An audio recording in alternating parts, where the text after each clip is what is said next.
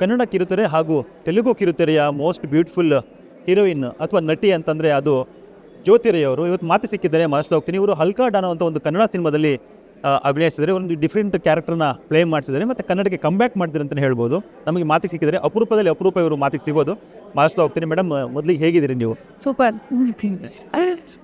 ಜ್ಯೋತಿ ರೈ ಅಂತಂದಾಗ ನಾವು ನೋಡಿದಾಗ ಮೊದಲಿಗೆ ಸೋಷಿಯಲ್ ಮೀಡಿಯಾ ನೆನಪಾಗುತ್ತೆ. ಯಾಕಂತಂದರೆ ಸೋಷಿಯಲ್ ಮೀಡಿಯಾ ತುಂಬ ಟ್ರೆಂಡ್ ಆಗ್ತಿರ್ತಾರೆ, ನೀವು ಹಾಕುವಂಥ ಪೋಸ್ಟ್ಗಳಾಗಿರ್ಬೋದು ಎಲ್ಲವೂ ಕೂಡ. ಈ ಕನ್ನಡ ಕಮ್ಬ್ಯಾಕ್ ಆಗ್ತೀರಾ? ಜನರಿಗೆ ಗೊತ್ತಾಗಬೇಕು ಅಂದರೆ ಸೋಷಿಯಲ್ ಮೀಡಿಯಾಗೆ ಬರಬೇಕು ಅನ್ನೋದನ್ನ ಅರ್ಥ ಮಾಡಿಕೊಂಡೆ ನಾನು ಈ ಒಂದು ಫ್ಯೂ ಇಯರ್ಸಲ್ಲಿ. So it's nice. ಹಾಗೆ ಬೇಕು ಅಂದರೆ ಹಾಗೆ ಮಾಡೋಣ. ಅವಾಗ ಇರಲಿಲ್ಲ ನಾನು social media, I was not interested. ಇವಾಗ ಅನ್ನಿಸ್ತು ನನಗೆ ಹಿಂಗೆ ಇದ್ರೆ ಆಗಲ್ಲ ಅಂತ.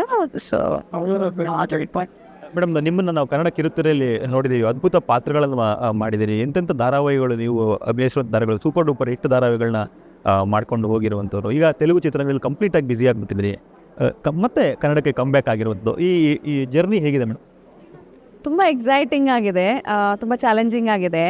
ಚಾಲೆಂಜ್ ಅನ್ನೋದಕ್ಕೆ ಜಾಸ್ತಿ ಅಂದರೆ ಜನ ಅಕ್ಸೆಪ್ಟ್ ಮಾಡ್ಕೋಬೇಕು ಅನ್ನೋ ಒಂದು ಆಸೆ, ಆಕಾಂಕ್ಷೆ, ಒಂದೊಳ್ಳೆ ಸಕ್ಸಸ್ಫುಲ್ ಲೈಫ್ ನೋಡಬೇಕು ಅನ್ನೋ ಒಂದು ಆಸೆ. ಯಾಕಂದರೆ ಸಾಕಷ್ಟು ಕಷ್ಟಪಟ್ಟಿದ್ದೀವಿ ನಾವು ಜೀವನದಲ್ಲಿ.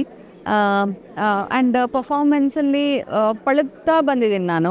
So every day is a new day for an actor.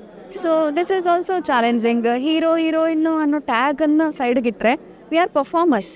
So ಅದಕ್ಕೊಂಚೂರು ಸಪೋರ್ಟ್ ಸಿಕ್ಕಿದ್ರೆ, ವೇದಿಕೆ ಸಿಕ್ಕಿದ್ರೆ, will be very happy. And ದೇವ್ರ ದಯದಿಂದ from the day I came to this industry ಇವತ್ತುವರೆಗೂ ನಾನು ಬ್ಯುಸಿ ಇದ್ದೀನಿ. ನಾನಾಗಿ ಪಕ್ಕಕ್ಕಿಟ್ಟಿದ್ದೀನಿ ಬಿಟ್ಟರೆ ನನಗೆ ಅಯ್ಯೋ ನನ್ನ ಕೆಲಸ ಇಲ್ಲ ಅಂತ ಕೂತಿದ್ದಿಲ್ಲ. ಟಚ್ವುಡ್, ದೇವ್ರು ನನ್ನ ಯಾವತ್ತೂ ಕಾಪಾಡ್ಕೊಂಡು ಬಂದಿದ್ದಾರೆ. ಅದು ನನ್ನ ತನವನ್ನು ನಾನು ಕಾಪಾಡ್ಕೊಂಡಿರೋದಿರ್ಬೋದು, ಅಥವಾ ನಾನು ಬಿಹೇವ್ ಮಾಡಿದ ರೀತಿಯಲ್ಲಿ ಇರ್ಬೋದು, ಅಥವಾ ನನ್ನಿದ್ದ ವಾತಾವರಣ ಆ್ಯಂಡ್ ದೇವ್ರ ಮೇಲಿರೋ ನಂಬಿಕೆ. ದೇವ್ರು ನನ್ನನ್ನು ಯಾವತ್ತು, ನಾನು ಎಲ್ಲೂ ಯಾರಿಗೂ ಅನ್ಯಾಯ ಮಾಡಿಲ್ಲ, ನಾನು ಎಲ್ಲೂ ಆ್ಯಟಿಟ್ಯೂಡ್ ತೋರಿಸಲ್ಲ. ಸೊ ನನ್ನಷ್ಟಕ್ಕೆ ನಾನು ಇರ್ತೀನಿ. This is me. So may be ಅದೇ ನನ್ನನ್ನು ಪುಷ್ ಮಾಡ್ತಾ ಇದೆ ಮಾಡೋಕ್ಕೆ.